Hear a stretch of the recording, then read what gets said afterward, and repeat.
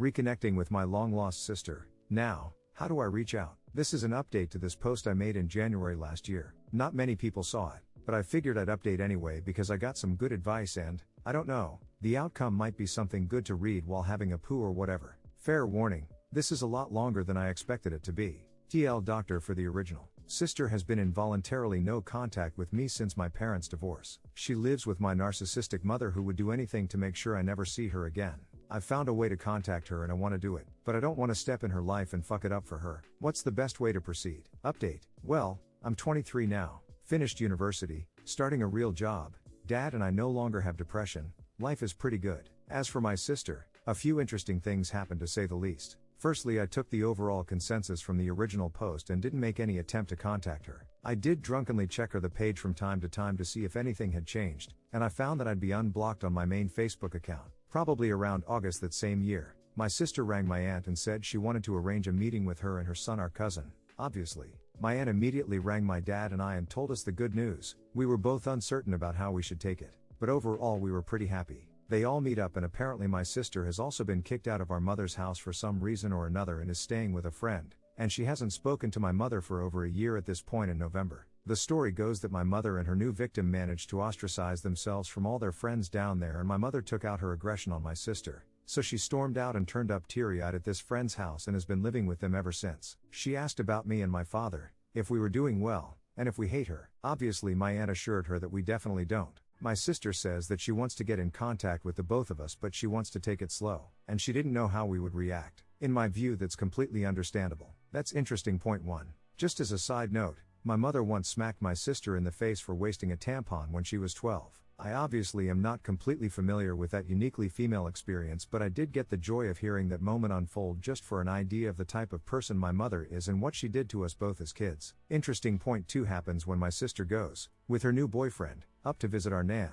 Another cousin of ours' big family is also present for this meeting. My cousin tells me that my sister told our nan that it had been a few months since she had last spoken to our mother, which is quite a bit different to over a year ago. Whatever, maybe my aunt misremembered the meeting. However, my cousin did say that she got a very off vibe from my sister, and to paraphrase her own words heavily, you would think sister had last seen us all last weekend, not 5 years ago. She walked into Nan's house like she owned the fucking place. She didn't really say why she was getting in contact with us and not you or her father other than she wasn't ready, and she didn't really say why she hadn't spoken to her mother either. I don't know, I wasn't happy with it at all, and we were all thinking that you too, my father and I should be in that room, not us, but maybe your mother has made me too paranoid.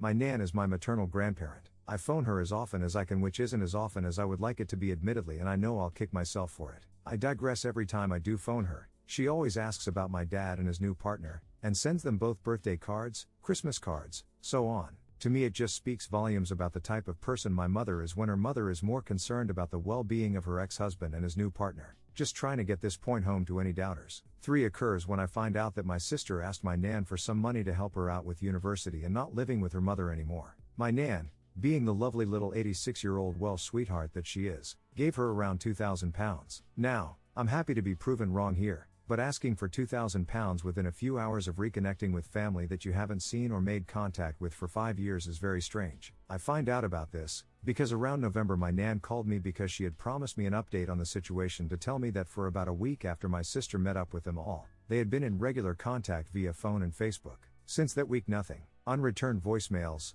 Facebook messages left on read, my sister had taken the money and fucked off. I spent the day reassuring my nan that she hadn't done anything wrong, and she definitely wasn't the idiot she thought she was for giving my sister the money. 4 is the least interesting, but you'll be pleased to know that my ramblings end here at least. It should go without saying that since the first meeting in August with my aunt and her son, neither my dad nor I have had any direct contact with my sister. On Boxing Day, my sister finally calls my nan and wishes her a Merry Christmas. My nan says thanks and hangs up. In January, on my nan's 87th birthday, my sister calls up and wishes her a happy birthday, and also mentions that she's having some money problems. My nan rolls her eyes and hands the phone to my aunt, who buys my sister's sob story hook, line, and sinker, and rings me to tell me the, quote-unquote, good news and that it's different this time. She really wants to see you. Around May, which is my birthday month BTW, my sister sends a text to my aunt to see if she has any old pictures of her. My aunt says she doesn't, but that me and my dad might, which we do. My sister sends a text back saying that she will get in touch with us. I know this is gonna come as a complete shock, but it's been radio silence since, and in all honesty I'm fine with that. To me, it's crystal clear who my sister has grown up to be like. Toying with family members' emotions, treating her own presence as a gift and using it to manipulate money out of people, inconsistent stories about her relationship with the one person she knows would be a deal breaker if the rest of the family knew was still involved, and terrible at hiding her true intentions. Will she ask me for the photos? Probably not, unless she gets really desperate and exhausts all other avenues for exploiting money out of people with pity stories. But even she knows that I know exactly who that money is going to. My mother knows that she's not in my nan's will at this point. If she does want to meet up, I will bring the photos with me. Part of me wants to bring 2 envelopes, half of the photos in one envelope, the other half shredded up in another, and depending on how well the meeting goes depends on which envelope she gets. I won't do that, but at the thought of being that petty is very tempting. I'm not holding my breath. She was 14 and I was 17 the last time I saw her. She's turning 21 this year and I was 23 in May. I've had my years of anger and grief and done my time with depression. I've hurt many people in many relationships along the way. I'm still learning what's normal and what isn't, but on the whole my life is split up into before and after, and for the most part my sister lives and will remain in the before, somewhat because I want to maintain the memory I have of her and not taint it by knowing what she has become, somewhat because I'm not ready to go through what I overcame again. I've accepted my role in the universe as the recipient of bad karma to make up for all the good karma that randomly happens to other people. I'm okay with that. For the first time in my life, I've been the one in control. As for my attitude to her and my mother, the best word I could adequately use to describe it is ambivalent. They could win the lottery and be on the news tomorrow, or they could get hit by a bus. My reaction would probably be the same.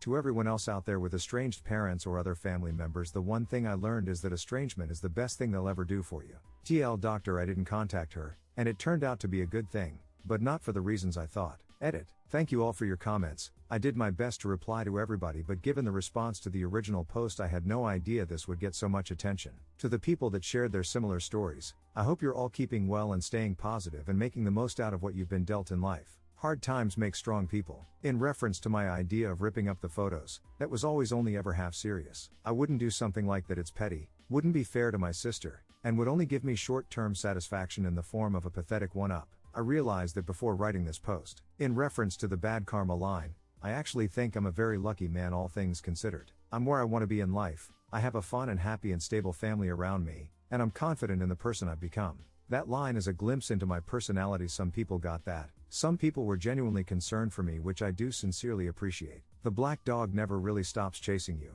but I get a much warmer feeling from being able to laugh at a universe that is seemingly constantly shitting on you than I do from pretending that everything is okay. That's what I meant by that line. Thanks again to everyone for taking the time to read. It felt good to get this off my chest and know that a lot of people think I'm making the right moves. A good amount of people made the fair comment that my sister is still young and still possibly under my mother's influence. I appreciate those people taking the time to give feedback and advice, but ultimately my life had already moved on. I made peace with the fact that I may never see my sister again long before the events I've detailed out here. And when this all kicked off, the closure and acceptance I had moved on from began to unravel. I'm not ready to go back into dark days off of a risk that everything might be okay. Yes, in the future we may reconnect, but for now I am focused on my own life and am content with taking some of the rare happy memories I had of my family and my childhood with me, untouched by these developments.